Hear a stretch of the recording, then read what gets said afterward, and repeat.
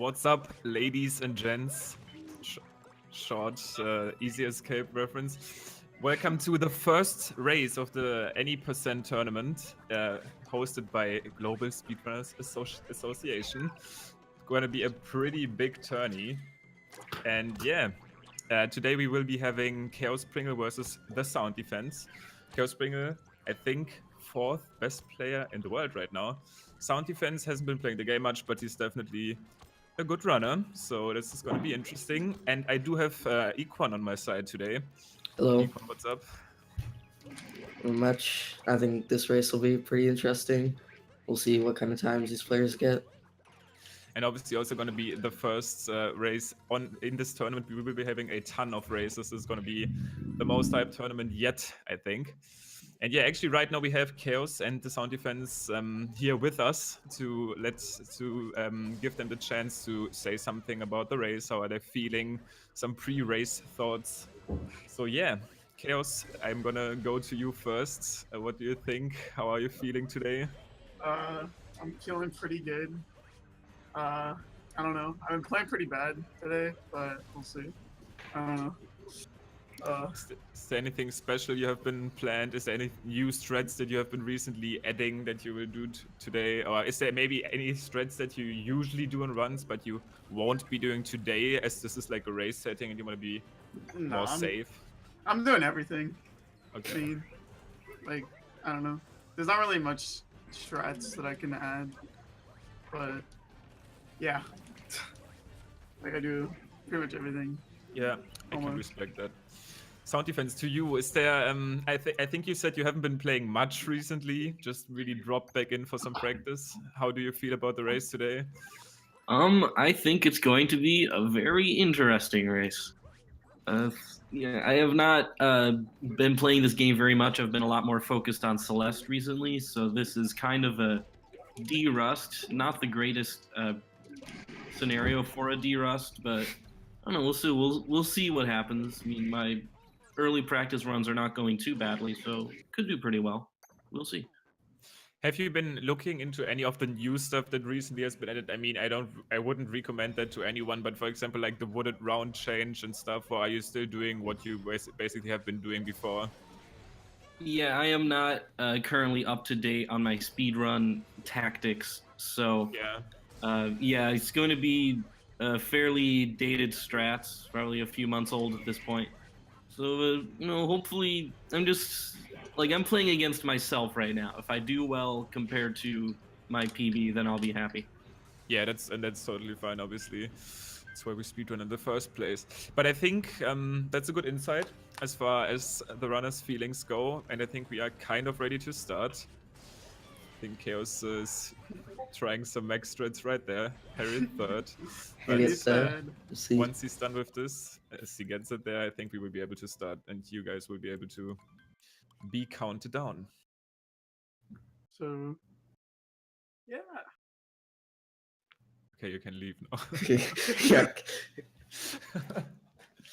All right, yeah. Once again, ChaosPringle, one of the best players in the community, TheSoundDefense. He just said it. A bit rusty recently, but definitely has been practicing, de-rusting, and he's obviously going to try his best. And since this is the first race of the tournament, this is going to be a huge tournament. I don't know, Equan, I don't know if you know it, but I think we might have hit all of the 32 spots we had. Yep, exactly 32, which was pretty sick. So we didn't have to like cut anybody out or anything. Looks like we're getting started now. SoundDefense has started. Looks like it streams a bit ahead of Chaos. Yeah, if that's actually the case, I'm sure we will be synced up shortly. But yeah, definitely something we'll be looking into. And yeah, Cap Kingdom. I think probably Cap Kingdom is a good place where Aquan can help me out quite a bit in terms of his commentary, because he knows these places very well, I think, as far as I know from his stream. He's spending a lot of time in them. Maybe. What do you think about Cap Kingdom? Is Cap Kingdom your favorite kingdom, or do you just hate it at this point? It's a love-hate relationship.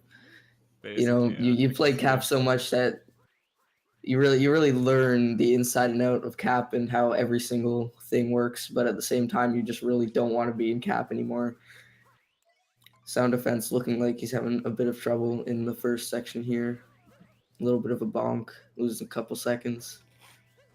Yeah. Chaos here. Going for the Oh. fastest strat there, which is something I have been explaining that before, but when you actually go into first person mode, and it looks so dumb, right? Because you go into first person mode, which is pretty much useless for the entire game, other than that strat. I mean, there's a very few instances, but if you do that, the cutscene actually plays from the camera angle it's supposed to play immediately. If you don't do it, it's gonna pan for, I think, half a second or something. All right, so now we're in the frog room where Chaos is doing some vectors to gain speed a little bit here.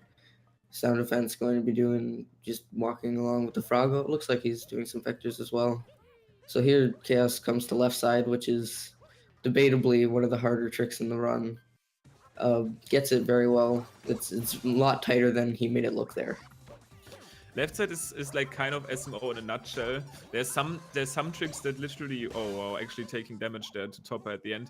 But there's some tricks in this game where it's literally like 17 things coming together at the same time. Like you need to be jumping in the right angle, you need to be at the maximum height, you need to delay your cap dive. There's so many small things that actually all come together, and if you miss one of them, you won't get the jump. So look like, from what I saw, quite a solid cap split from Chaos, and SoundDefense having a nice topper fight to end it off. So we'll see what kind of splits they get. So Chaos got a 226, which is that's respectable for a race, I'd say. And something that I'm not fully aware of right now is, and that's a big deal, there's obviously a huge version difference in the speedrun of this game, which is the trick that Chaos is definitely about to do right now is actually only possible on version 1.0 of the game. So I don't know if SoundDefense is on that version, but you can still do the trick that Chaos just did with which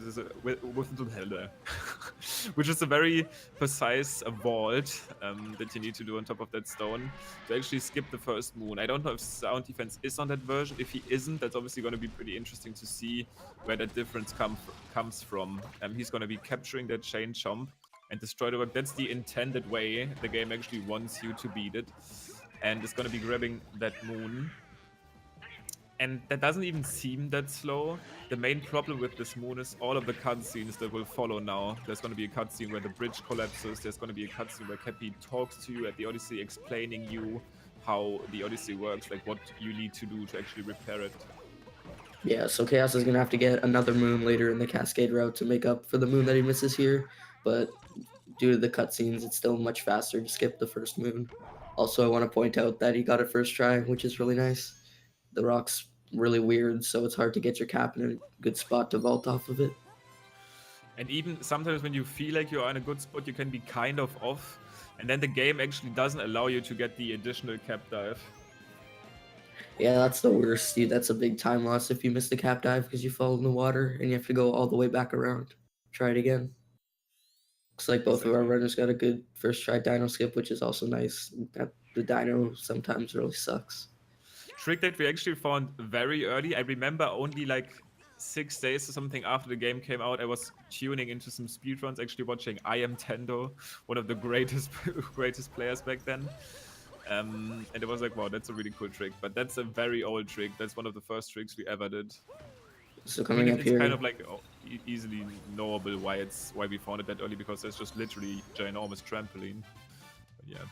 So you see Chaos there did a clip through the ceiling with that chest moon, which we're going to see later in the run in Wooded as well, a clip like that. And Limcube knows a lot about those kind of clips, so give him to him to explain it to you here for a bit.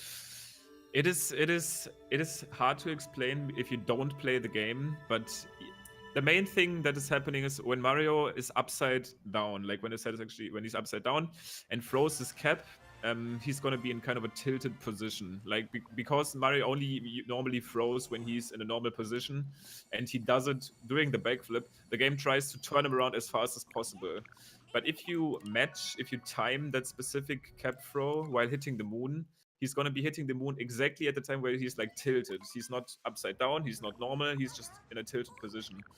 if he hits the moon during that exact time, the moon animation that is only coded in a way that it's gonna have Mario facing towards the camera, he's gonna get a short up warp. Mario's gonna be warped up a bit.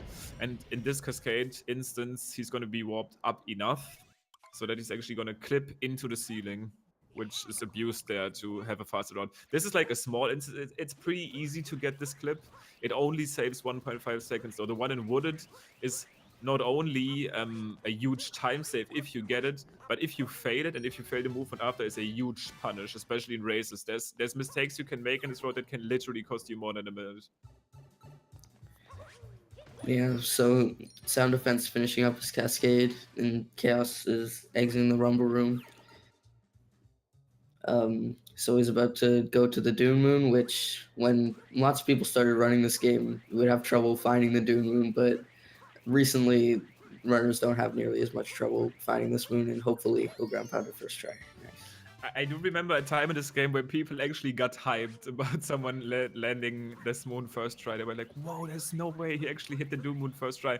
Because it seems like it should be at the top of the dune, but it's not exactly at the top of the dune. It's like in a weird spot.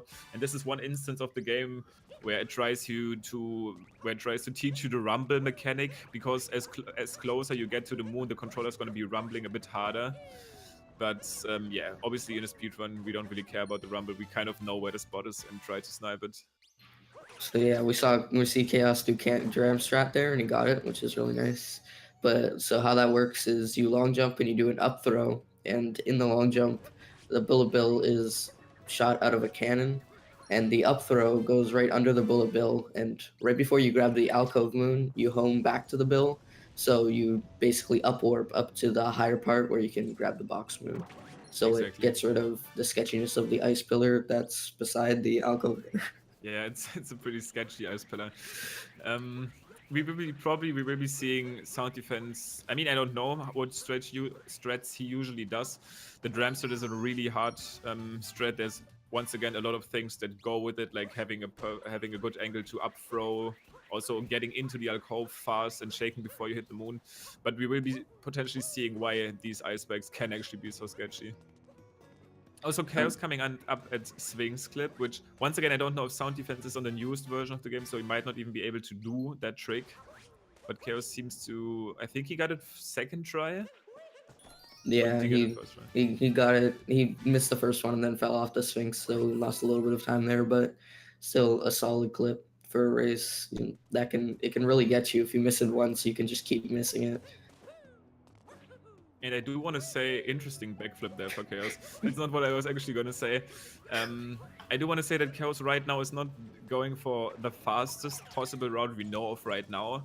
There's been a small tweak that actually skips that crate moon that SoundDefense is coming up too soon, and instead grabs the nodes, which they are really awkward to deal with, but if you do them well, you can save time.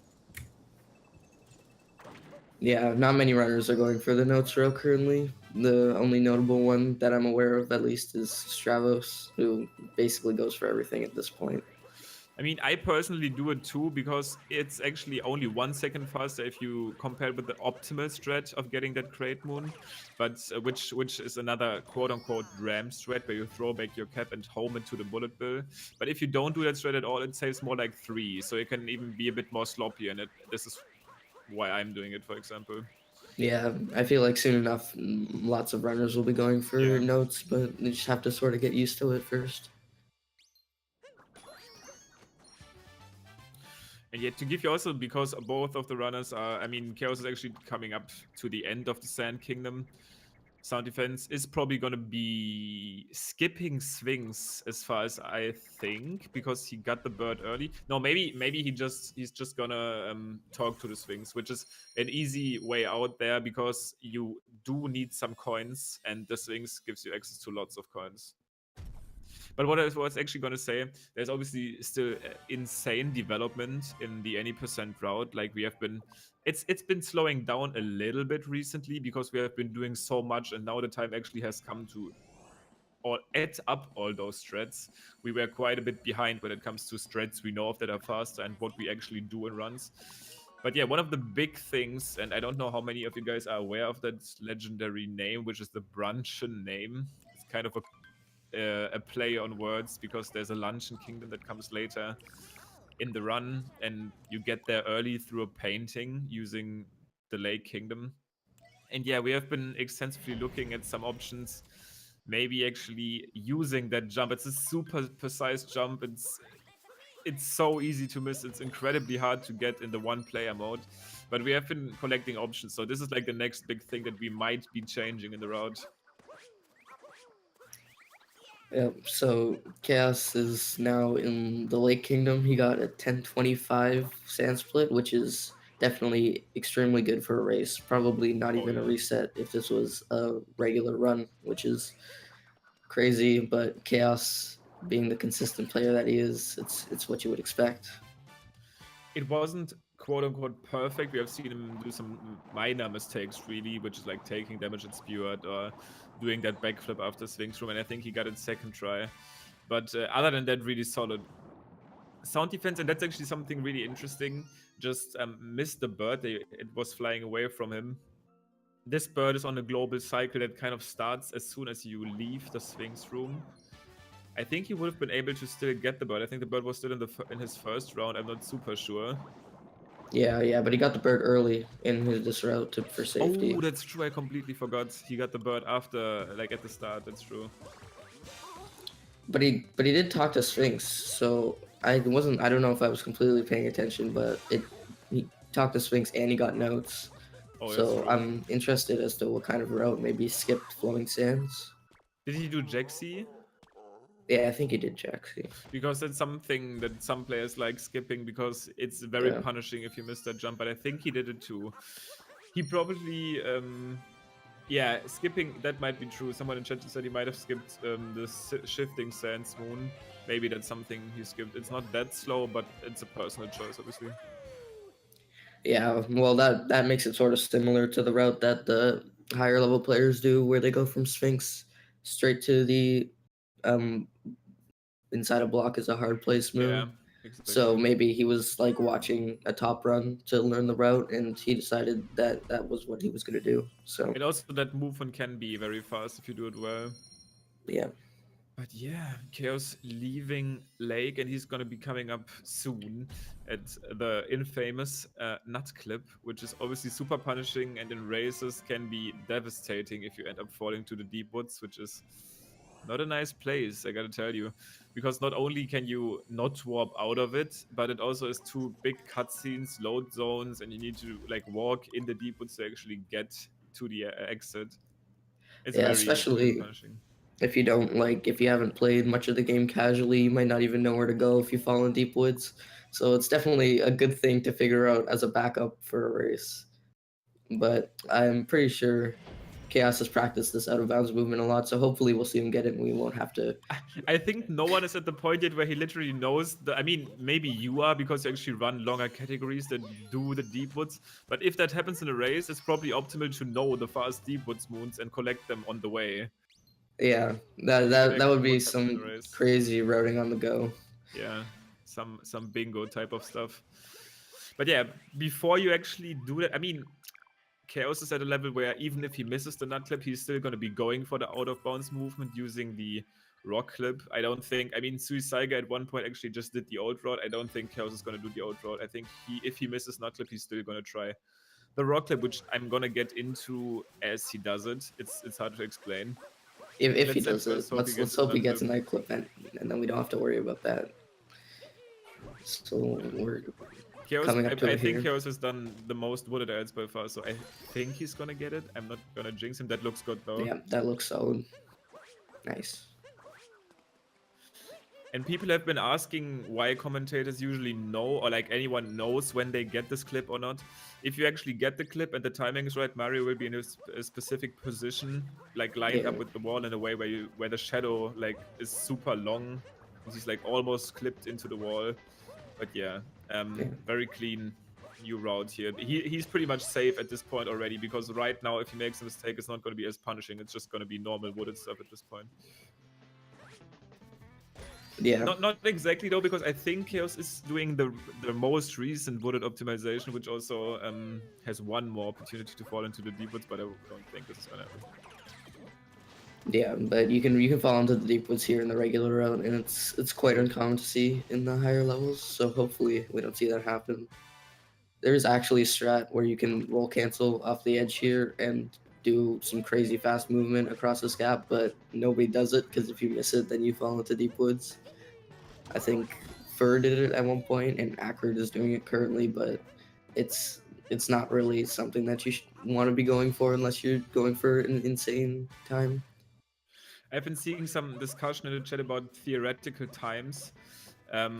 There's a small difference between the community sum of best, which literally uses the best sum of bests of the runners, like full kingdom runs, and puts them together, which I think is at like a 1 flat 37 or something, or 30.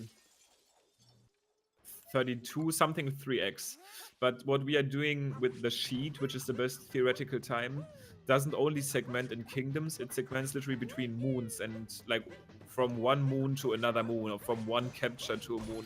And this, I mean, I know the video I did at the time it was a 59.32, but now we are actually at 59.07, I want to say, maybe even that's 06. what I think it is. It might be Maybe 06 something. now with the new clips that were recently added, the small optimizations that we had.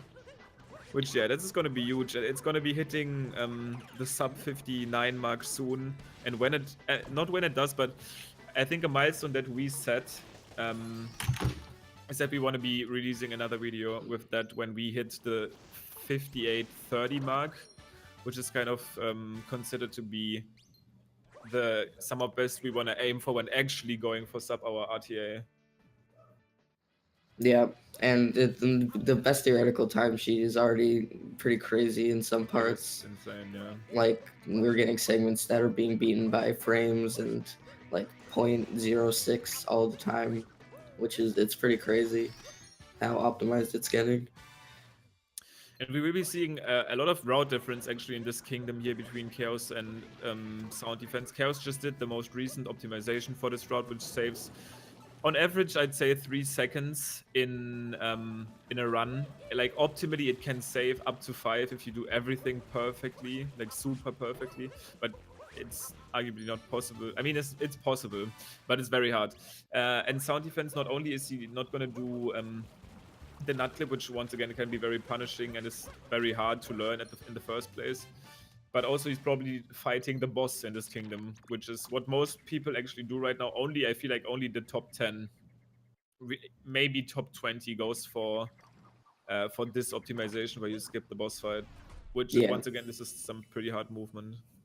All of the players that I can think of right now between 10th and 20th, I think they do spewer. So yeah. I would say it's a very small optimization that you only need to do at the very top level. The old route, which we see right now on SoundDefense's screen, actually forced you to go into this pipe. But I personally was super glad that with the new route, even though it's super hard, it's like getting nut clip and everything around it is way harder than pipe. But not having to do pipe feels pretty good because you need to put a lot of practice into pipe to be super consistent at it. And one tiny mistake will cause you to not get the fastest cycle there and eventually even take damage, what we see there on SoundDefense screen, and you can lose easily 10 seconds with one small mistake there. Yeah, but now again with the new route, you do pipe, so again, once sort again, of bittersweet. This is kind of a reoccurring theme though, because what we have been looking more into now, like routing was pretty much set for 6 months. The route that we used for the last like until July or something, we have been doing the same route for like ever. And then we actually, since we got so much better in terms of movement, we do crazy stuff like roll cancel jumps and spin pound roll cancels, spin pounds in general. We do that all the time now. We have been thinking about, wait, maybe actually we are fast enough now to skip moons that are that come with very big cutscenes, like the Spewered one there in Wooded. And also the Musicians one in Metro. Nobody does that super fast route yet. But yeah, that's something we have been paying attention to more now, and we have been finding out that it's actually most of the time faster to go for those hard movement tricks when you are good at them and save time. Yeah, as we get better and better at optimizing movement, the more movement intensive moves will become faster than the ones that involve more basic movement to get to them. Exactly. So Chaos is gonna do meme tree now, which is one of the harder. It's not as hard as it used to be, but it used to be one of the harder jumps in the run. He now gets it pretty solidly though there. The strats for it also have been changing quite a lot. I think it all started with doing just a slow, like going to the tree and doing a slow triple jump on top of the leaf. Then we did actually even more crazy stuff, which revolved around rolling on top of another leaf, long jumping over. I think Suicide might still be doing that, but Super Art is actually slower than the one we've seen Chaos do. But yeah, the thing is with this jump, it allows you to actually enable the entire route that Lost is all about, which is not activating the game intends you to, when you play this kingdom, the game wants you to just go ahead. And then he's going to play a cutscene where Klepto, you guys even from the SM64 community might know him, Chaos just passed him there, steals your head. And that goes with some major cutscenes and like a small mini game where you need to beat him. So we are trying to skip him with this. And yeah, this works out. Yeah, so you saw Chaos actually walked up to Klepto there, and that triggers his battle mode, which untriggers the parts of the Lost Kingdom that used to trigger him into stealing your cap. So now he's basically free. Chaos also going for one of the it might have cut out there on the stream, but he was going for a very hard another very hard jump, which it's once you actually get used to using Cappy in the game, and this is why I'm super scared of the next Mario game, and so especially for me since I've been like everyone that has been running this game has obviously been playing a lot with Cappy and Cappy's moveset, and this is one of the instances where you are not where you don't have access of Cappy while you do that long jump, triple jump. It makes stuff really weird. There's some challenges in this game where you need to throw Cappy at a scarecrow and then do specific parts of the game without Cappy, and it feels super weird. Yeah, and with that specific triple jump, lots of weird things can happen with your speed on the tree, etc. Like you lose all your speed and then you can't triple jump to the cage and you basically die, or you have to land on the bottom of the tree and maneuver your way back up. So it's definitely pretty risky, especially in a race, but he got it. Yep. Chaos not going for the optimal strats in Night Metro, which is a jump on top of that railing, but that still was decently fast. Specifically, this opening part of Metro has been controversial quite a bit because there's a way harder, in my opinion at least, jump, and obviously also riskier jump, which was thought to be faster for the longest time, but actually was been proving to not be faster. It might be if you optimize it just as fast, but I haven't really bothered to learn it anyway. So yeah, people don't do that anymore. Mainly, some people that I used to do it, but it's not faster at all. Yeah, at the moment. so this is one of the instances we were talking about earlier, with the fact that there's more movement optimization potential for moving to the wire and then moving to the awning than doing the triple jump, because lots of your time is spent in the air. Yeah. And also when you do the triple jump, you have to go over a fence on your way to the awning, so you can't just roll straight to it like you do in the strat where you go to the electrical pylon, which allows you to jump dive onto it rather than triple jump, and that sort of made the difference. Exactly.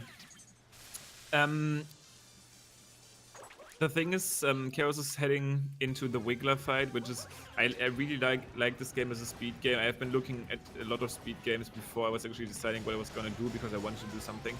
And a really great thing about this is it almost has no RNG at all. It's pretty much all movement and all quote-unquote skill. And obviously skill basically is something you acquire through practice. But yeah, this is one of the few instances, especially the second phase, where RNG comes into play. And I've been just doing a run earlier where I got one of the weird glitches this boss likes to do, when you actually shoot all of the things but he's still in the active state. I know you have been talking about this too, one where you need to reshoot the last part that you shot, and I was actually only realizing that after like 7 seconds. So yeah, this boss is not only RNG dependent, but it's also pretty glitchy. Yeah. So I'm pretty sure no matter what RNG you get, you can still get a 2 cycle, but it definitely makes this boss really dumb, especially with all the different glitches that can happen. But Chaos gets a really good pattern and a really good mech. Yeah, it could have been more optimal, as pretty much always in this game, but this is something you can be happy about for sure. Yeah, definitely in a race. Just there's nothing really to be upset about with that. But yeah, Metro is one of the kingdoms that is actually the only kingdom that is split up in 2 states, if I remember on top of my head. Like most of the kingdoms we do in any percent actually have different states of it. For example, the Sand Kingdom has a state where it's nighttime too, but we never see that in any percent because it uses some very slow moons. One of them being a boss fight with Harriet that we are going to be seeing later. But yeah, Metro is one where you are forced to see both states, and now it's daytime. We got the light back in Metro here. Yeah, so we were talking about different meme tree strats a bit ago, and SoundDefense is doing one of the older strats where you bounce on your cap and then use that cap bounce as the single jump for a triple jump off the tree. And that was one of the strats, and a lot of less experienced players still use that strat today. It's a really good strat because if you mess it up, you can just dive back onto the island, which is nice. Yep. This is basically how this all started, like the meme tree and the clapdoor idea. And yeah, Chaos just passed another hard. I don't know. That's probably considered a glitch. I mean, it should be. We use this game has some hidden motion control options. Like every capture in this game, like the poles and, for example, the wigglers, they have some controls and some motion controls bound to them, which have like a different effect on them. For example, on bullet builds, they are faster when you shake your controller. Those poles, when you shake them, you flick earlier. And the scooter actually has one that nobody tells you about, but when you use the motion control on the scooter, you can like steer a bit more extreme. And you can abuse that on the cage there to clip into the cage. You won't really clip, but Mario like just leans into the cage and can get the moon. Usually the game wants you to use an RC card challenge, which not only is slow, but also you need to do a capture, which has an animation, and also you will be put back after getting the moon. Like when you do it with the scooter, you will gain distance, it will be faster, and you won't have the animation. Yeah, so here we see another one of the route differences most likely in this race, where Chaos is going for a pretty recent optimization. It saves a second to get these musicians earlier in the route than you used to. Instead of warping from the girder, you go get the musicians after the girder, and then you warp after the musicians. Yeah, it's only a small time save, like a lot of things that we've been looking at, like 1.5 seconds, but you should take them if you are at a decent level in this game, because those are the time saves that are literally free. I mean, sure, you could say if I bonk once, I'll not save time anymore, but that's the same for the old road. Like if you bonked once there, you lose the same amount of time. That's a good instance where it should just go for it, because it doesn't lose time at all. It just saves time if you play as well as you played on the old road. I mean, you want to learn the movement with the pole flick and not bonking at the box, but once you did it, you should be good to go. Yeah, definitely with all the things that we're doing to save a second in this run right now, it's one of the easier optimizations. So we'll see if Chaos here does a spin pound off the tower, and he does. It's a lot harder than it looks, because you can, if you're a little bit too far left or a little bit too far right, you just grab onto the pole. I think he did there what I recommend to most people, which is hang on top for a little bit, which puts you in a very nice spot to do the spin pound.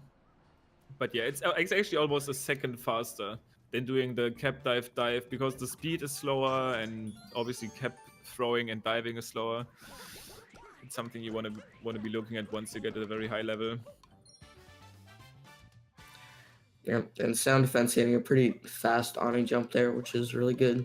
That jump is really tricky for lots of beginner runners. Unfortunately bonking there, so he has to wall jump back up to get the moon. But I remember when I was starting this game, when I was actually starting this game before I did any runs and tried to learn the speedrun, I literally had no idea how people could get that awning jump because I did not understand that Mario actually gets more height if you delay your cap jump for a little bit.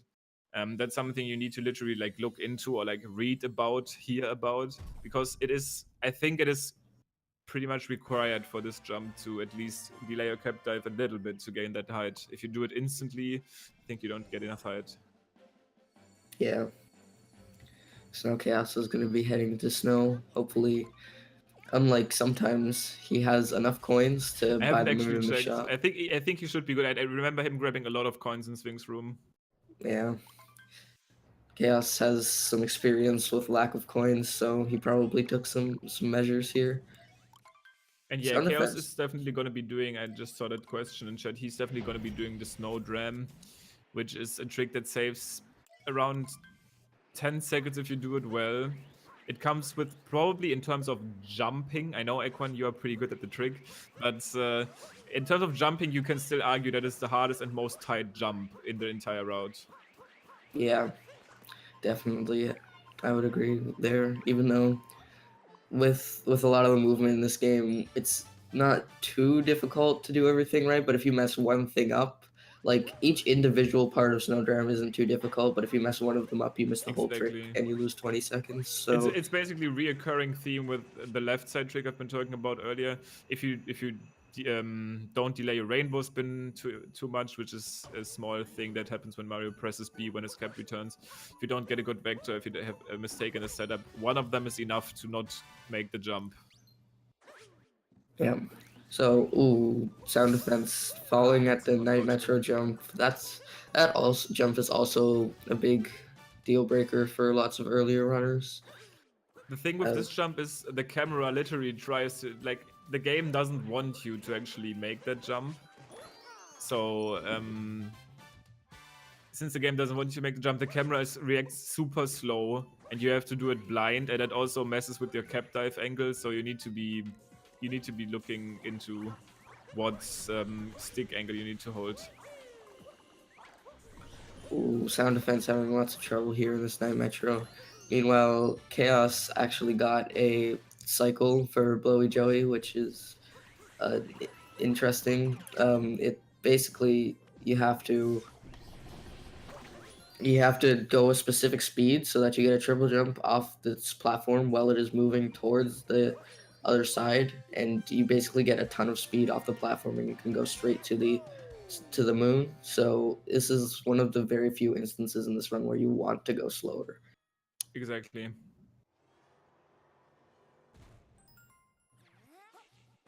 There's been several setups to do this. Pretty weird ones too, where literally just roll the first like couple meters where you go. But it's personal preference. But yeah, once again, as Ekwan just said, it's weird for us because you need to be going intentionally slow to make that. But yeah, we have been getting better at it. Also, this is another good time actually in the room before too to talk about RNG, because enemy spawning position is one of the very few things too that is RNG in this game. And in the case of this room, it can actually save you a bit of time if you get lucky with the Goomba position there. Oh no, actually Chaos goes to bonking skip there. the second cap throw for some reason. Not a good idea in a race. Unfortunately, misses and dies. That's not a big time loss though. Goomba room is definitely not. You can just go straight to the moon from here. Yep. So not too big of a problem. You can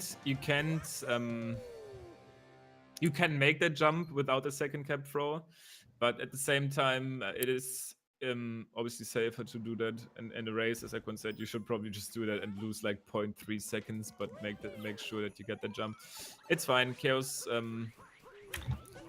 knows the pretty fast backup there. You don't need to go through that entire room. You can just scale that gap.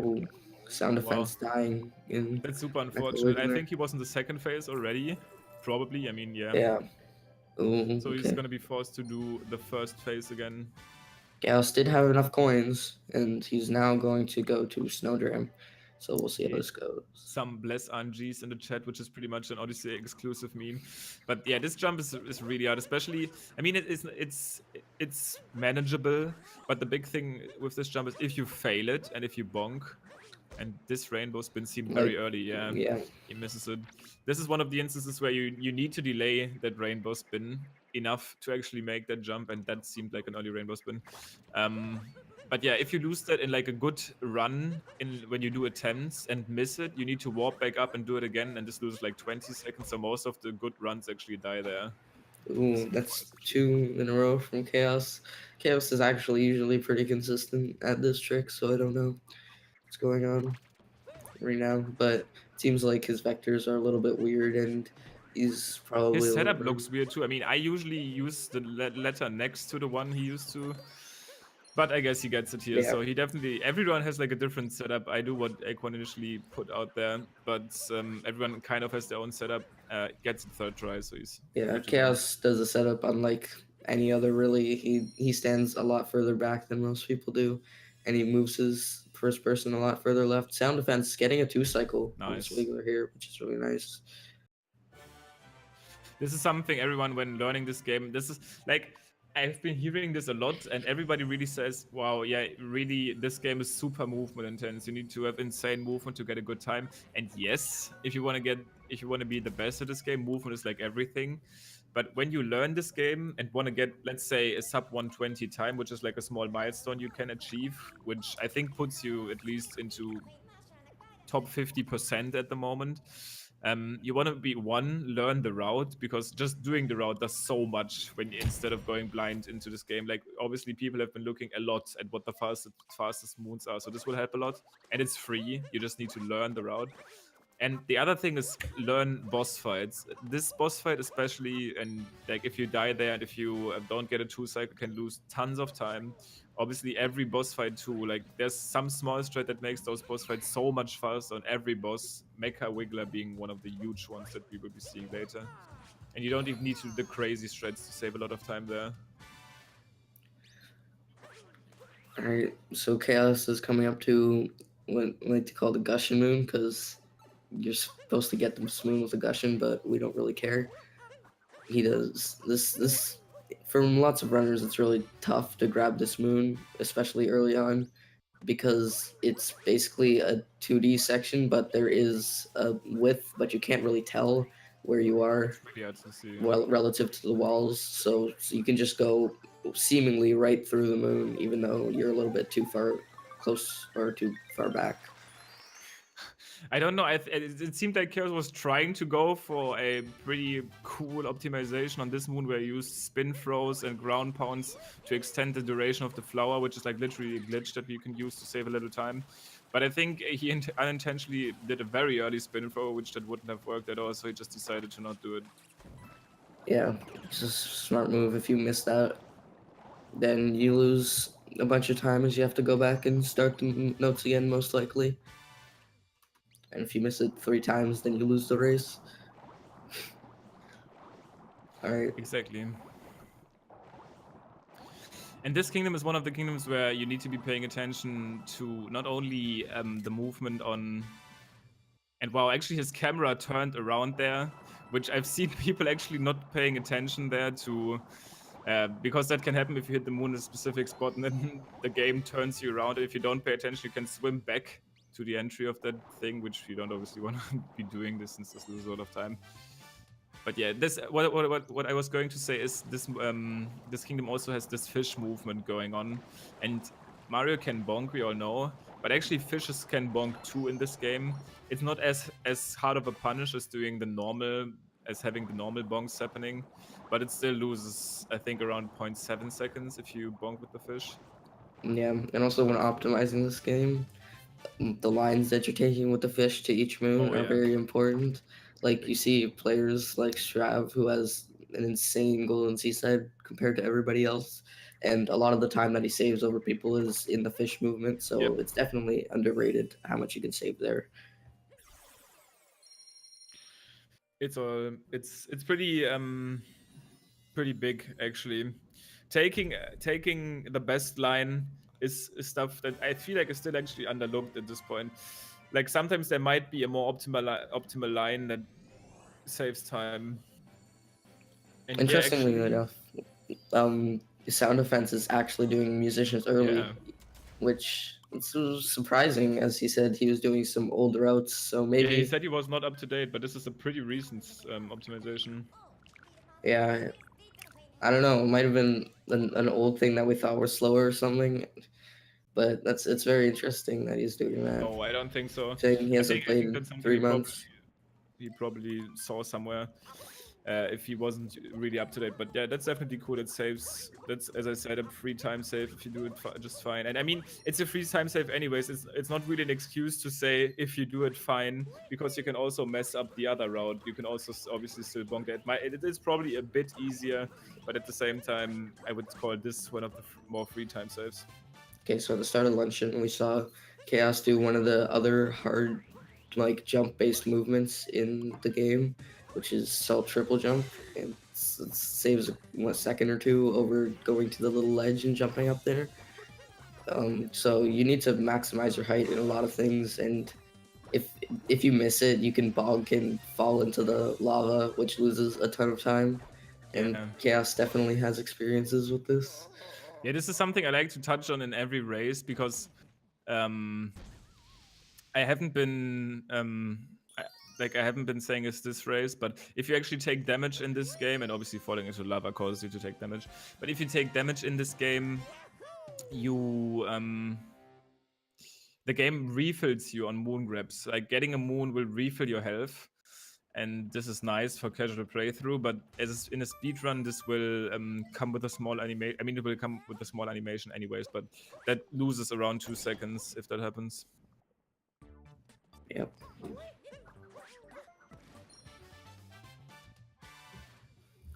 But yeah, I think Chaos actually is still on a pretty good run. I mean, he missed Snowdom twice, but before that, I can't really recall him making too many mistakes. Yeah, so this could maybe even still 102, which would be crazy if you're missing Snowdram twice. Yeah, yeah, I think so. Yeah, I would have to. I didn't check his Seaside split, so I wouldn't know, but there haven't been many noticeable mistakes. He's played pretty consistently through this whole run, but it's basically Chaos's playstyle. Yeah, I was right about to say, even though not many of you obviously know all the runners yet, when this tournament is going on, everyone will be learning more about these runners and their playstyles, because there's definitely a noticeable difference between runners, like what are their strengths and what are their weaknesses. And for Chaos, it is definitely he's definitely the most consistent player in the world, I would even say. Arguably, you could say Suicide is also very consistent, but I wouldn't even put him on Chaos's level when it comes to consistency. Suicide is the world record holder at the moment of this race is happening, where this race is happening. But yeah, Chaos' biggest strength is definitely consistency. He's super consistent. Yeah, it's actually insane, to be honest. He's been closer to his Summon best than any other runner that I know. I'm pretty sure when he had a 106, he said he was 20-something seconds off his Summon best, which is absolutely absurd. So now he's going to be doing fork, and there's a bit of an optimization here where you dive at the fork before you capture it, so the capture animation is a little bit shorter. And it actually ended up saving about a second on the forks in the sheet, in the best theoretical time sheet, which is really crazy. So, and yeah, this is once again the moment in time where we are in with Odyssey. Sometimes stuff like this, being closer to a capture, so the animation where Mario zips to the capture, is shorter, will be done. It will be done at this point. I mean, it is quite funny because obviously we are still not at the point where we are super optimized on SM64 level, but I think I personally think right now with the strats we do, getting a time below 1 hour and 1 minute in RTA is not a question at all. Okay, I was actually struggling quite a bit with that clip using the turnip there. I think he gets it here. Another 1.0/1.1 version exclusive trick. But yeah, I do want to say that I think a 1 hour flat time is possible. For the sub 1 RTA, even though we have proven it to be possible on a theoretical level, I think it would be very nice for us to not grind for huge amounts of time and get one big more route optimization. And I think Luncheon might be the place to look for, because that's the one kingdom that still has one obviously terrible moon, which is the Speward moon.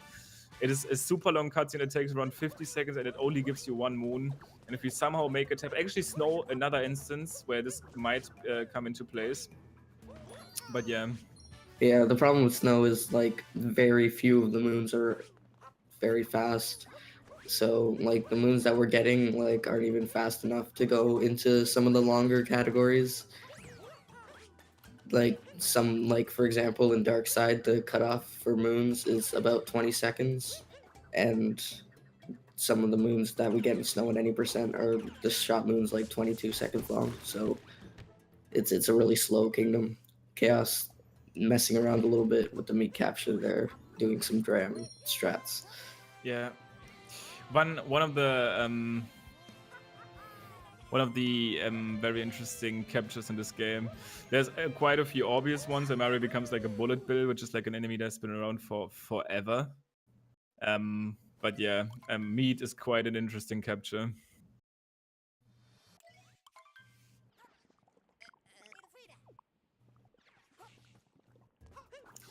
But yeah, Chaos finishing Luncheon here, coming into the big old auto-scroller kingdom. And you guys just saw something pop up on the overlay here. At this point, both of the runners pretty much fulfilled the requirements. It's something we have been talking about a lot. GSA definitely tries to push speedrunning to like a very competitive, very fair level. And since this is the case, we want to be sure that every race that is happening and every gameplay that you guys will be seeing is actually live. It is not a splice. It is not some cheating going on. And yeah, those 3 screenshots, I don't know if you actually saw that happening, but for example, in the Rumble room, both of the players took a screen capture. And when you take a screen capture in this game, there's going to be a small message on top. And people will be doing that during moon cutscenes, so it's not going to be taking away anything from their gameplay. We also paid attention that it's going to be specific moons in the game that are not really punishing. Those moons will be different in every race, obviously, so nobody will know. Like it will be announced very shortly before the race, so there's no chance that anyone could come prepared. The other moon here is the moon on the chest in Snow, and the last moon was the shortcut moon with the fish. Chaos actually forgot the one on the chest but he still did the one on the shortcut moon, so we have been saying 2 is fine. You should obviously be aiming to do 3. SoundDefense did Rumble Room, he did the chest moon. So yeah, definitely a good way to verify that this is all legit. Yeah, and also if you capture on a moon that's not one of the moons you're supposed to capture on, then you get a strike. So basically, if you were to try to splice and capture on every single moon, that's not going to cut it either. Exactly. Also, for what Chaos did, only getting 2, he also gets a strike, but it takes, if I remember correctly, 7 strikes before you get kicked out of the tournament. So hopefully he'll remember 5 strikes until you get kicked out of the tournament. So hopefully he'll remember in the rest of his races, so we don't have to. We shouldn't forget that this. I think they have still been doing a good job for it, because this is something you obviously might forget. I think it is required to be as professional as possible, and I think they have been doing a fine job. Just for this is their first race in this tournament, and people that play this tournament will get used to it at some point. And I feel like we have been thinking about this a lot and I feel like this might be a good way to go for it in the future. So it might not even be the only tournament where this happens. I think this is a good way to prove live gameplay. Yeah, definitely good that there's a feature on the Switch that can do that kind of thing. Yeah, this feature is insane in general. I really love it. Like, it can take video. It is useful for stuff like this, which is funny. But a big thing is obviously that you can record gameplay so easily and post it everywhere. The capture feature is really great. Shout out to Nintendo. Definitely gonna be using this a lot with Smash Ultimate too. But yeah, Chaos just finished the auto scroller of this game.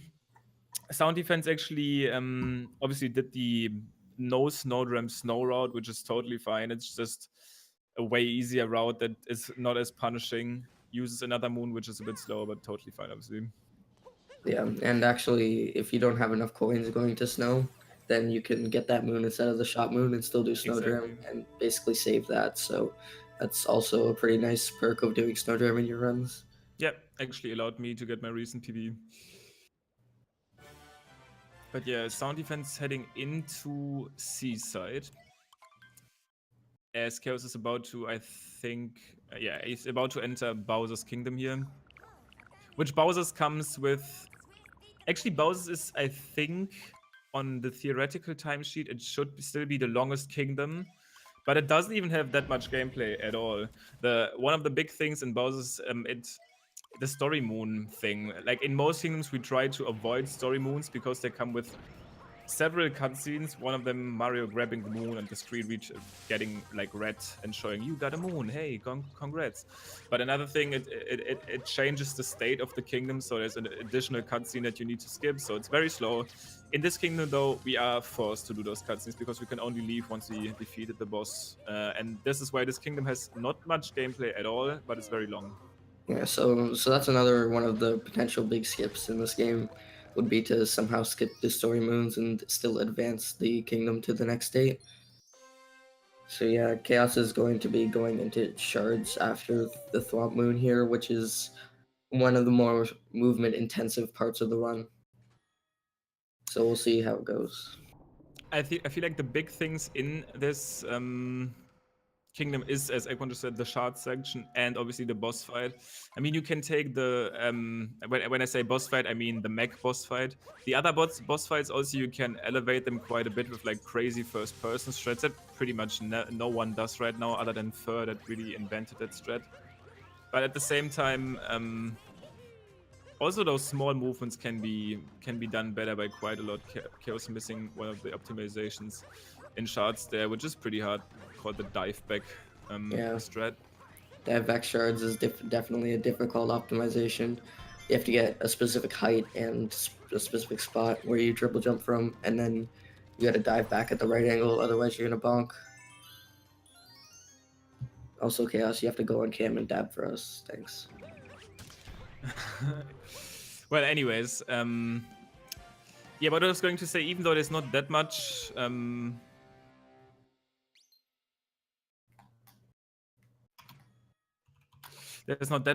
movement happening there in this kingdom, that movement that is happening can be improved by a lot. For example, I don't know what, I think Chaos is one of the people that does the dram strat here, which is, you'd see that, oh wow, actually saving that, but he was right about to ground pot into the abyss. I think he's gonna get it here. If you get it first try, this is going to be able to save some time. You can even improve that once again.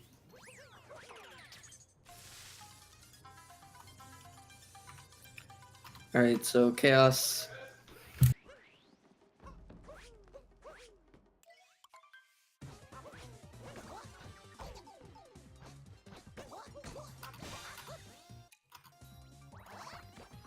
Fighting Topper right here, having some issues.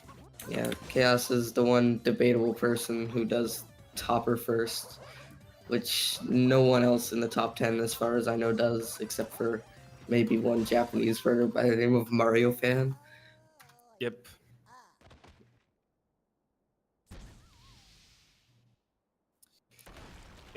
I mean, it doesn't matter at all which of the bosses you fight first. Topper is... actually, you can see right there why it might matter. Because if you have issues with one of the bosses, you can, in between, get that checkpoint flag.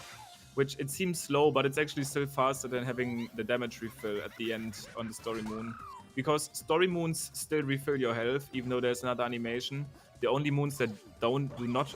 I mean, they refill your health. The multi-moons refill your health, but there's no animation.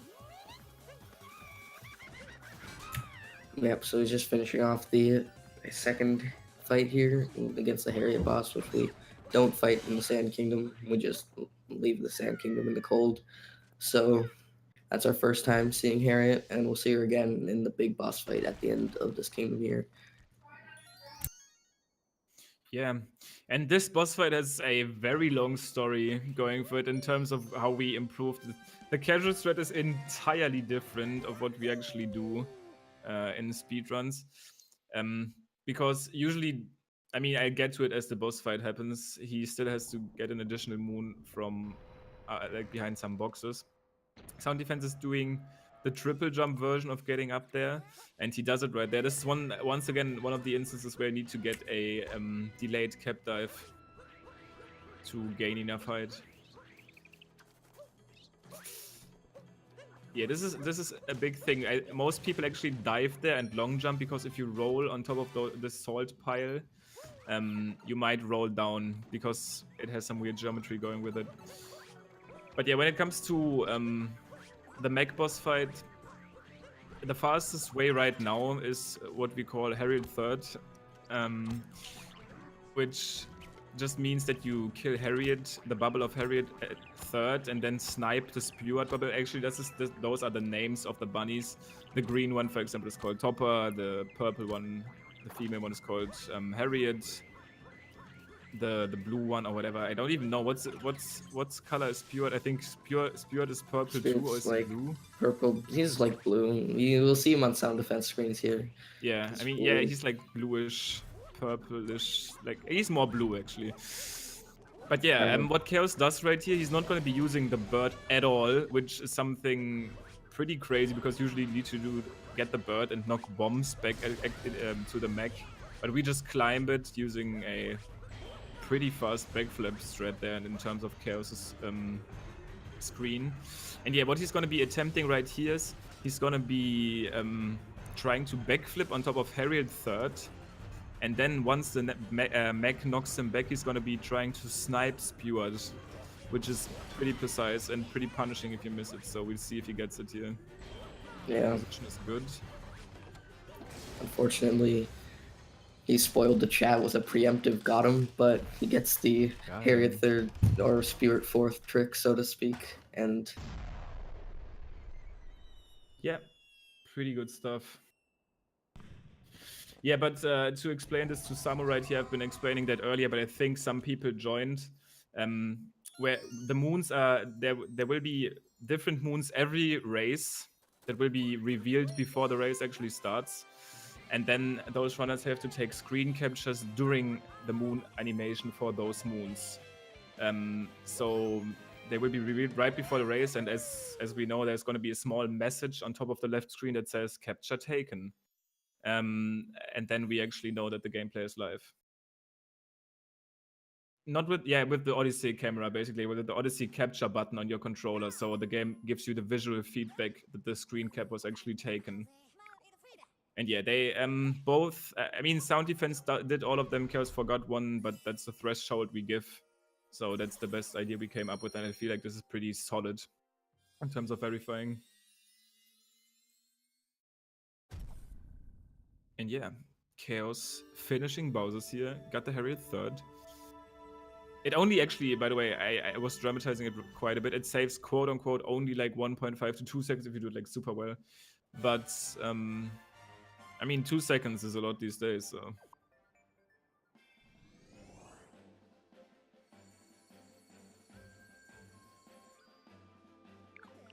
Yeah, heading into Moon, which Moon, what can I say? I mean, it's mainly the main thing you can lose time in Moon is actually the starting movement. We lost Ekwan here for a second. I think he's going to be dealing with some internet issues, but is trying to be back in time. The main thing where you can lose time in Moon is that opening movement. And since this is the kingdom where, obviously, it's Moon, gravity's changed quite a bit. And what this allows us to do is abuse the vector mechanic we've been talking about quite a bit earlier to your advantage, like heavily. We see that on Chaos' screen right there. He's getting into a 45 degree angle to gain a lot of speed. And pretty much Moon is all about that opening section, and after that it's just having a clean boss fight and having a clean escape, which is the section after you actually fight Bowser. I mean, you can lose time in the Bowser fight, but actually gaining, like saving time in Bowser is quite hard. You need to do optimal strats, sure, but it's not like the other parts of the game where you can save a lot of time just off of movement. You just need to get your strats, basically. And then Pillar Room, which is the last room in this entire game, is super huge. You can lose a lot of time there. And I feel like Taz will be able to get like an insane room. But yeah, you can lose and save a lot of time there depending on your strats. SoundDefense, since I think he's on 1.2, is not going to be able to to do the turnip clip at all, so he's just destroying, like activating the lever to get the moon there. But yeah, Chaos fighting Bowser now, which it's pretty much a refight of Cloud. There's not much happening other than okay, apparently there was a sound warning. Okay, I did not catch it, but there was the Bowser fight. There's not much happening. It's pretty much the same as Cloud, other than that completely useless flame that Bowser throws. But yeah, I do want to say, let's see if Chaos gets a second phase here, which is something runners have been struggling with recently. That looks good though. Something that I wanted to talk to you guys about. Yes, to you in chat right now. We are still, I mean, this tournament is completely filled with people that are running this this game, but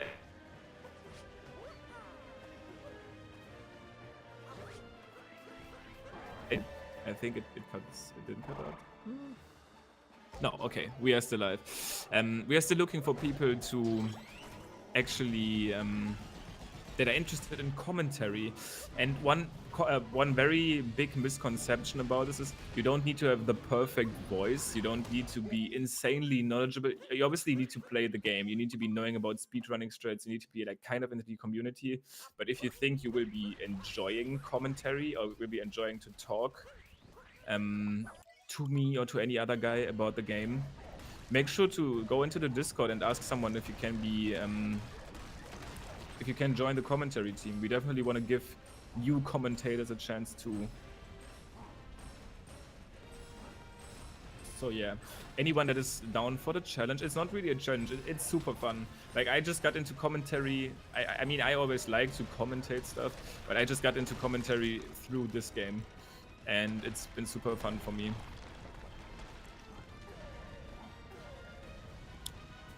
I sound like a robot, apparently. Do I sound like a robot, guys, in chat? Or is it only in the Discord call? Anyways, I don't hit me with your Mr. Destructoids there. While Chaos actually had a small issue there with the 2D skip. It's super scary to have some issues there. Because if you bonk against the roof of the room, or if you jump too early, you can bonk against the 2D stone and just fall down again. And this actually is huge, because if you fall in that section, you will be spawned at the start of the escape, which means you will be losing at least 40 seconds. And what Chaos attempted there is to actually snipe the first pillar to so that he doesn't have to go to it later, and I think he did not get it. It's very, very weird to snipe those pillars, because with Bowser your controls are kind of limited. You can't really abuse the camera too much. But yeah, in this case he's gonna need to go to that pillar one more time now, which loses a bit of time. I hope this hits. This might not have hit. It did, because sometimes those stone parts that are falling down from the roof, they are, to say the least, very annoying. But yeah, Chaos, I think this should still be enough to get a 103 time here, which is very good, obviously, still. Ending this with a 103.50 or maybe 103.51, which is definitely still a solid time for missing Snowdram like 2 times and having some issues on the Shaden Dram, which is what we like to call the Dram strat in Bowser's. But yeah, definitely super solid time.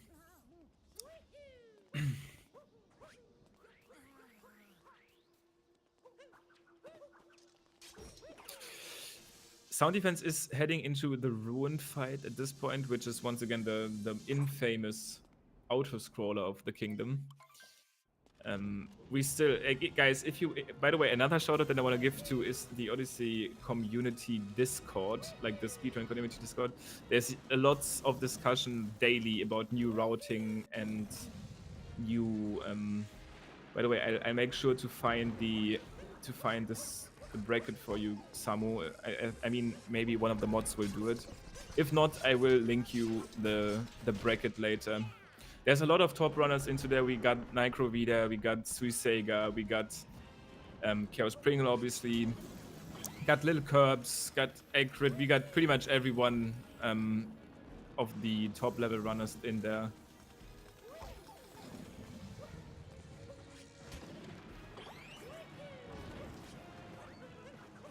But yeah. What I wanted to say, what I wanted to finish my point with is the Discord. Guys, join this Discord if you like glitch hunting, if you like strat hunting at all. One thing that literally everyone would forever love you for is if we found a strat to somehow speed up this dragon boss. We know, we know some small strats that we do to pick up to get the pins out of his head earlier and the early movement. And also, I don't know if SoundDefense does this. I think he's about to do it. You can actually damage boost there. And he's actually only at 1 health, which is scary in the last phase. Because there's those spiny thingies spawning. He avoids them though, so he does not take the death. But yeah. I'm Limcube right now. I don't know. Are you Limcube, Igman, or another guy? Oh, the one that is in the Speedrun account. Yeah, GSA is a pretty big community. By the way, guys, this is a pretty good chance. Oh, you do also want to pay attention at Chaos' screen right now. This is, I don't know how good he is at this. I don't know if he practiced this, but once I challenged him to actually do this 2D, yeah, there we go. To do this 2D section moon, I think that's a good time to spectate him as as SoundDefense just leaves this kingdom.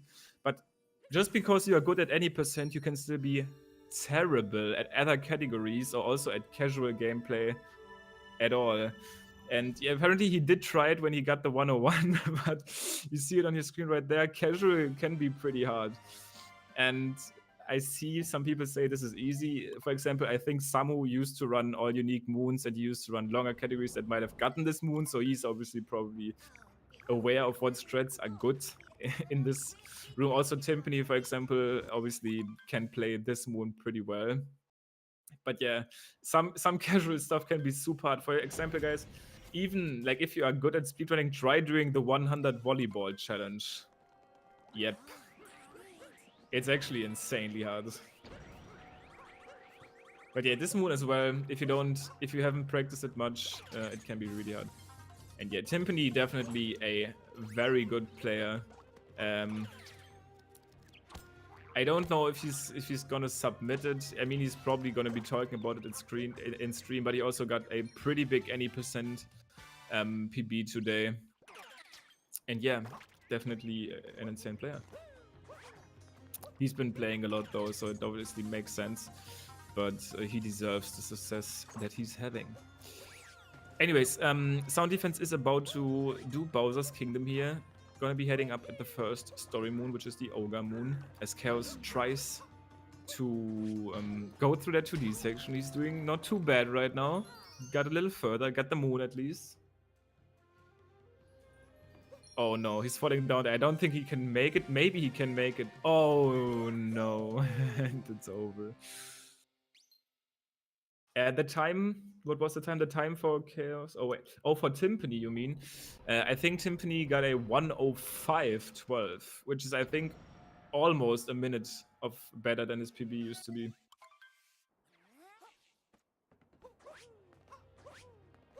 But yeah, Chaos completely forgetting that he actually can jump there at all and needs to wait for the moving to the platform thingy. Does it again. Very, very insane play from him there. Definitely a speedrunner. SoundDefense picking up the shots in Bowser's Kingdom, which, I mean, we talked about this before. It is probably the most tricky part in terms of movement in this entire kingdom. Oh, trying to go, I think he tried to go for a down throw straight there, which might indicate that he's actually on Joy-Cons. Joy-Cons actually have one specific thing go for them, which is you can do a down throw out of the air. You can just like shake down your controller. For some reason, the Pro controller, which most top runners run on because it's more comfortable to hold and the sticks are more comfortable, Do not allow that at all.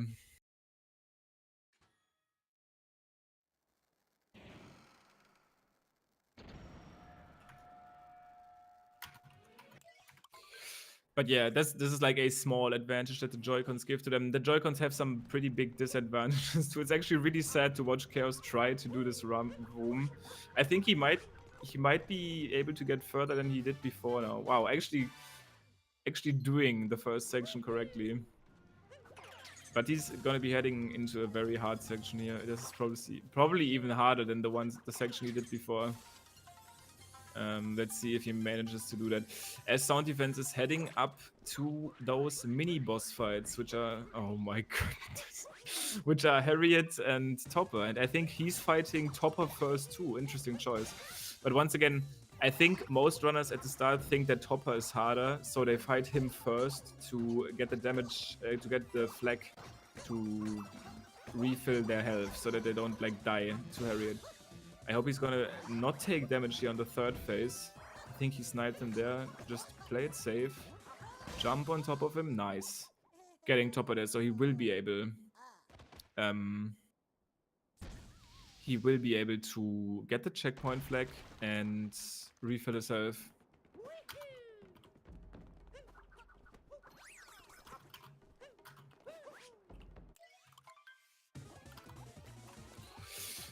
Fighting Harriet right now. Chaos still hard stuck to this section. I'm pretty sure there has been an extensive talk for all tournaments, Samu, when it comes to verification. I don't know about the actual method, but I know they've been taking this very seriously. So fighting Harriet, I think SoundDefense isn't going for one of the strats that you can do there, which is Harriet manipulation. You can stand in a specific spot to make it. Actually, he got it there at the third hit. If you stand in this spot, she only jumps 2 times. Yeah, I think Ekwan actually has some more extensive problems with his internet, so he's probably not going to be returning. But we are coming close to the end right now. SoundDefense is only going to be fighting the mech, and then he's going to be leaving to Moon and ending this. And Chaos is actually really close to finishing this. I hope he doesn't choke. Nice, only one more section to go. I hope he doesn't get sniped by a bullet bill and the fuzzy. Insane play right there. This is why this guy is top 4.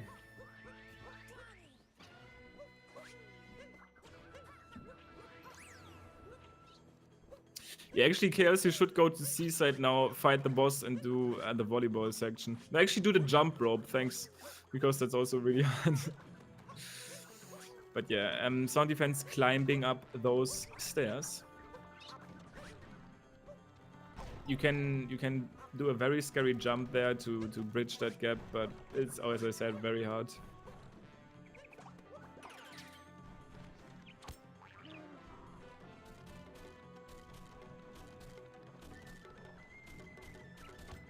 So I'm actually pretty interested in what mech strat SoundDefense is gonna choose. Chaos obviously going for the fastest possible mech strat, but it's very risky. And I don't know. I mean, since Chaos already won this race at this point, SoundDefense can still maybe try out something new, maybe just play it safe to finish with the best time he can. We'll be seeing what he does.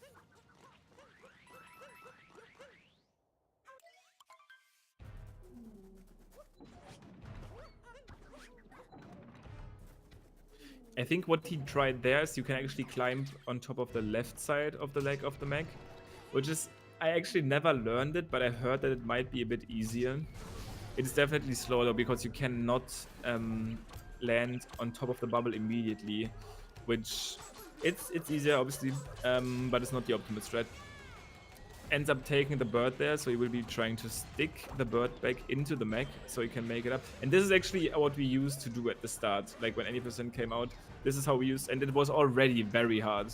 Like, this is what people used to do at the start. They used to wait out all the steps the mech does, use the bird to climb back up.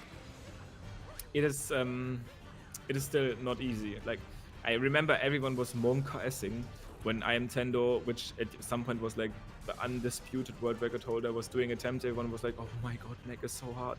And then Birdless came along, and that was pretty much the time where Shaden just started to do that stuff and pretty much left anyone behind him. Yo, Lim. Gonna be joining you here on co-commentary for the rest of this little bit, if that's alright with you. Milo, obviously. What did you think about that race? So I was doing a bunch of stuff behind the scenes. I don't know if you could tell, so I missed a lot of it, unfortunately. But it did seem like Chaos was on PB pace for a while there, right? At least for the first good chunk. Yeah, I think he was actually on PB pace until Snow, but then obviously Snowdram happened, which is a common mistake. Mm-hmm. Is that like the big jump, like one of the big clutch points in the run? This is like the last jump that you won't see any runner do this. This is pretty much a trick that you'll see when people start getting like a 108, 107 time, which is like top 70, I'd say. But it's super punishing and it's very hard to learn to start. But yeah, bonking twice there, so he lost, I think, like 40 seconds. Gotcha, dang. That's that's a lot for sure. Yeah, that's super punishing. Yeah, if you guys can't tell, I'm not very familiar with this game. I don't run it or anything. Just trying to, fill in for now while our boy SoundDefense finishes off. Is this the last big boss, I guess, before the final Bowser? Exactly. This is like the one boss you need to fight before you head into the final kingdom, which is pretty much only the boss fight, and it's some small movement that goes with it. But yeah, unfortunately, SoundDefense fell there, which he needs to be careful about his health count, which I remember me in my early runs, and now he's only at 1 health. This is actually super scary. Yeah, boss fights are super big. You need to look into strats for those, and he definitely attempted them. But this boss is super hard. It always used to be the big hard point in the run, and I was just saying that when I was starting to watch, and people just learned this boss, as you see there, it's easy to fall if you miss like one input. And yeah, this always used to be... It's not as bad as Bowser throws when we look into SM64, but it's definitely not easy at all. And the strats, it's so crazy. Like, if you watch someone do this boss casually, it doesn't look even close. Oh, not at all. Not at all. I've only played through this casually once, and yeah, I can definitely agree with that. Yeah. Yeah, I mean, although I'm not super knowledgeable in the game and I haven't been super involved or anything, I have been watching for Flyer from a while, and I remember when the game came out and people were speedrunning and stuff, and just all the stuff that was being discovered, and like all these posts on Twitter, getting dozens of thousands of views, and I remember one specifically for this boss, when people found out that you could stay on top of him, after you hit him. I remember just thinking that was so cool.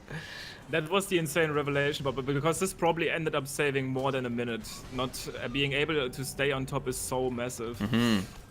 Because if you don't do that, you need to not only capture the bird again, which the mech doesn't spawn the bird immediately. SoundDefense actually taking out the mech there, obviously. But the mech doesn't spawn the bird immediately, and you need to get into the bird and then knock at least 2 bombs. I think in the later phases even 3. No, I think 2 bombs in all phases, but he spawns the bird occasionally, and the bombs don't always spawn. So yeah, definitely immense time save to be able to not stay. And then this was like the first big thing. Then after, people found out that you actually don't need the bird at all, because you can just climb the first phase without the bird and still stay on top. Yeah, of course. And then nowadays, we don't use the bird at all, and then also don't even wait for the mech to do steps. We do like specific setups to snipe those bubbles as soon as possible. And now the super most recent optimization is what we saw Chaos do there, is change up the order we do the bubbles in, and this makes it like even 10 times harder one more time. But yeah, this is this game in a nutshell. I feel like pretty much every speed game on top levels though, so yeah. For sure. So for you, what's the next big thing that, in your mind would make sense to be discovered, or like the next big skip that just needs to happen for to push towards that sub 1 barrier? I'm sure that's a question that gets asked a lot, but I'm curious. So since I have been pretty much been heavily involved with that sub-hour theory video, which is something I don't know if you watched it yet. No, not yet. It's on my channel. It's definitely very interesting to watch. It uses moon to moon splices to like have the fastest moon to moon times on every single moon. Mm-hmm. Like it would splice between moon 1 and 2, and then so I and gotcha, so on and so yeah. on, and capture to have the optimal run there. And we have been able to achieve the 59:30 time actually there. Wow, okay. Now the speed that we use to track that is already at 59 and 7 seconds, which is even further. And I think we can push it maybe to 58:30 or something, like if we optimize every single detail. After that, it probably needs tests to do more. But to be realistic, I don't see a sub-hour happening without a big new, like the wooded thing we've been talking about a lot with the moon clip has been massive. It has been able to make it realistic that someone gets a 1 hour flat time. But the one kingdom that feels super bad at the moment, actually there's two. The one of them is Luncheon. It is incredibly hard and there's insane stuff what we do, but we fight this Speward boss one more time, and it only gives us, like, usually those bosses give us a multi-moon, which is 3 moons at once, but in this case it only gives 1 moon, and we need to fight him to alter the story. Like, if we don't fight him and skip him, there's a way to skip the boss, but if you do that, it doesn't spawn in the next story moon. It also doesn't spawn in the multi-moon at the end, which is super fast. So we pretty much need to fight him at the moment. But if there's somehow a discovery being made to skip him efficiently and fast, or around being found, this is one option. The other option is there's actually something that's called Bruncheon, which is just a play on words because you visit Luncheon early. Haha, very funny. Very funny. Which is only possible if you do a even way more harder jump than Snowdome. It's not even close. Like, that jump is the hardest jump in the game that you need to do to get from the painting platform to the mainland. And if you do this, you can... The idea basically is to finish the kingdom once you are in Lake, which is a super early kingdom, and then when you actually visit it with the Odyssey, to just leave again. So you finish it prematurely and skip that boss efficiently, which would be insane. Like, this is something that might happen in the future, but that would be... I don't even know what to compare it with. Like, HMC, BLJ, probably not even. It's probably even on another level. Like, Damn. It's insane. Oh, there we go. Oh, SoundDefense getting that jump there. Is this called Moonskip, or what's this one? Oh no, it goes all the way back down. No, you Oh jinxed jeez, him. I did. No, That was I totally mean- my fault. I'm sorry, Sound. Yeah, this is the infamous Moonskip, and the super funny trick with this is it almost seems like Nintendo knows this is a thing. It just doesn't seem logical, like being on top of that swings, and then also the visual cue is like a dark spot in the wall Interesting. that literally seems like it has been put there. And then also this trick was literally found day 1 of the game being out. That's super interesting. I wonder if there is a dev that could make a comment on that, like if that was some kind of Easter egg or something they were hoping Like, people maybe found. not even. Maybe it was like a debug mode thing where they don't want to do the entire moon cave to check something out on top there. Maybe that's a theory that I have, because it's literally the biggest skip in the game. It saves literally 5 minutes. Wow. And there's no skip at all. That is because going through that moon cave is so long. Like, most people don't even know the moon cave that run this game. But That's it's funny. massive. It's massive. Like, this is the one trick that I recommend anyone before you do a run, do this, because you can fail it literally 15 times and still save And still time. save time, yeah. SoundDefense saving that time. Surely, like, this is obviously still saving time. Yep. Now, Lim, do you want to talk about the YouTube video you put out recently? I thought it was really, really interesting, talking about the mentality of speedrunning and your insights on it. Yeah, for me, it's actually been at a very specific time, because I have been taking, like, I usually also run the game. I'm not that insane. I think I'm currently like place 70 or something, and I've been starting to get a bit burnt out. So I was going to take a break for a week, and I still could not fully like relax and not do anything for this game. So I was going to want to put out some content. All right, you got the Odyssey itch. That's good.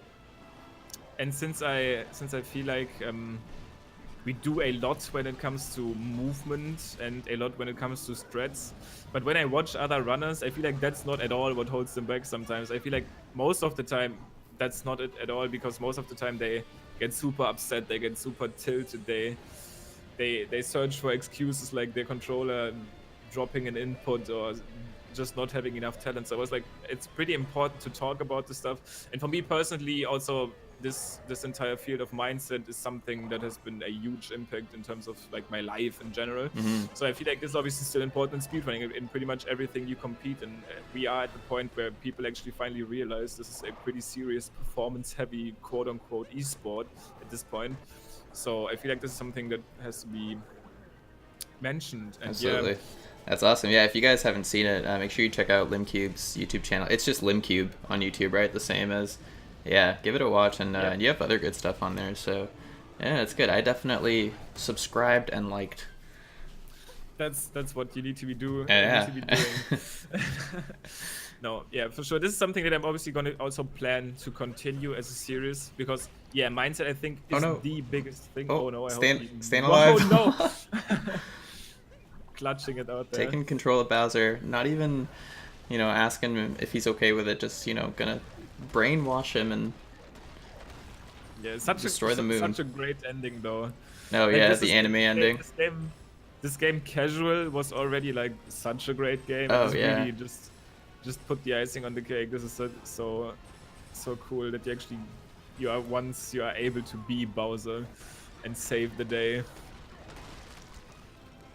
But yeah, I'll be also looking at other stuff when it comes to the mental side, which is, I think practice is one of the big things, then focus is one of the other big things, and nerves another one. There's so much that goes into speedrun other than just doing the fastest strats and being good mechanically. Yeah, whenever you see people practice, or when you practice yourself, I guess in Odyssey, do people mainly grind to kind of improve their stage times or their single moon times, or would you say people mainly focus on consistency? Yeah, I feel like it depends on the player. Some people probably try to grind down their SOB. Not everyone adds actually their IL time to their SOBs. But yeah, this is obviously not the purpose of practice. Absolutely. To have a lower number standing there. Yep. And yeah, I don't know. Yeah, Chaos actually on a fresh file. This is a great instance to show this. Like this trick, you need to practice this like relentlessly, and to practice this efficiently, all you need to be doing is pretty much get the clip and then go through the out of bounds section and then do it again. You don't even need to finish the kingdom to get a better summer of best. You want to really look into this trick a lot, because if you fail this in a run, and I've been talking about this a lot, we haven't seen the big punish there yet, which is falling into the deep, which is horrible. I hope we won't see it in a race, but it might happen. It might be super awkward. But yeah, you hopefully not. Well, SoundDefense slicing the stone for the last cube in the game. Only gonna be needing to capture that wire and leave it to shoot out to finish this run here with, I'd assume, with a 1:27:40. Yes. Yeah, right on. Gets it there. So this was it. The first tourney race. I'm so hyped for this tournament. My goodness. Yeah, it's gonna be sick. Obviously, we will have a lot of different players in this tournament, but this tournament is gonna be insane, especially in later rounds too. All right, we're gonna see if we can get Chaos and the Sound in here for a little interview.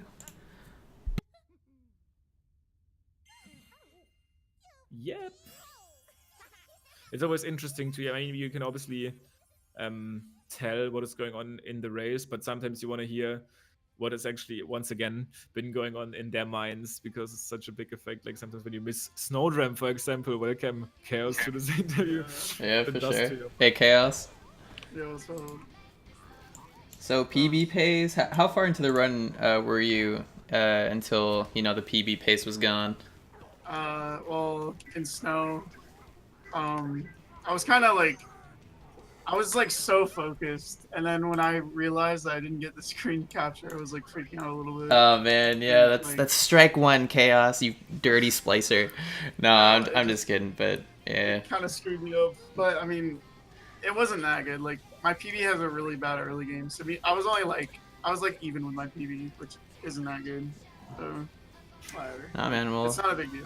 Well, GG. Moving on to the next round. How you feeling? How you feeling going into this tournament? How you feeling about your gameplay lately? Oh yeah, that's interesting. Well, everybody thinks I'm gonna win, but I don't know. I think I can get this one easily. But yeah, today wasn't not that good. Yeah, I mean, you'll obviously get used to the capture thingy, and it won't be a big deal. Yeah. At some point. But yeah, like, arguably, I would put you as a favorite to win for sure. But it just shows, like, sometimes even the most consistent player can miss a trick twice. I mean, that was an insane instance because you were like messed up with. But Yeah. for example, like a 103.50, some opponents could obviously take advantage of that. That's what Yeah. we're gonna be realistic about. Yeah. And by the way, King Steve, thank you very much for the sub, man. Appreciate you, buddy. But yeah, do we have sound? Yeah, sound. What's up? How did you feel about that race? You got a sub 130. You managed to get that, right? Clutch that. I honestly don't know what I expected. I mean, like I said, this was a very heavy D-Rust. I have been so deep in Celeste for the past few months, and while Celeste is Ooh. going really well, this not so much. It's suffered a lot as a result. So if I want to like start getting PDs again, I'm gonna have to do a lot more practice. All right, understandable. Like, one thing I do want to ask you about, though, you have been saying that you haven't been paying much attention to like updates, but you did do the most optimal, like, new kind of metro optimization where you get the musicians early and then warp. Is that something you like looked into before? No, I actually heard you guys mention it on the stream, and I thought, hey, that's not a bad idea. Hey, that's cool. Wow. Yeah, you probably spot. easily save time with that still. I watched that, and that still probably saved something. Love that. Awesome. I did have a little bit of trouble actually getting there, so it may have been a wash. But I mean, like, I have a general philosophy of trying to learn one new trick before every run, and so, you know, that might as well be the one. Yeah, sure. And that's one that's not as punishing, obviously. Like, even if you make a mistake, that you're not gonna die, or you're not gonna, whatever, like, fall into the deep woods like the wooded route. But yeah. Yeah, it seems like a pretty safe addition to the route. So Yeah. and I knew, like, everybody knew going in that I was not going to win, so I might as well go for it. So. Yeah, well, I mean, I'm glad you went for it. Hope you had some fun, and yeah, hope you stay involved with future Odyssey stuff with GSA. I hope so. I have a bad habit of picking up a speed game and dropping it, and I want to break that habit, so I'm going to try playing this some more. Good for you, man. Good stuff, and good luck with Celeste as well. Hey, thank you very much. All right, well, that's it for us. Chaos, good luck to you and the rest of the tournament. Lim, thanks so much for commentating, man, as always. All right, and thank you all for watching. Make sure you join our Discord and follow our Twitter and stuff, and check out the schedule for what we got coming up next. I think this will be it for tonight, but tomorrow we got a jam-packed day. Or no, sorry, on Monday we got a jam-packed day, and we do also have races coming up tomorrow. Yeah, just check out the schedule. It's linked in the panels below. To Follow the stream, yeah, of course. And yeah, stay tuned for more. Thanks for watching, guys. See you guys. Bye. Yeah.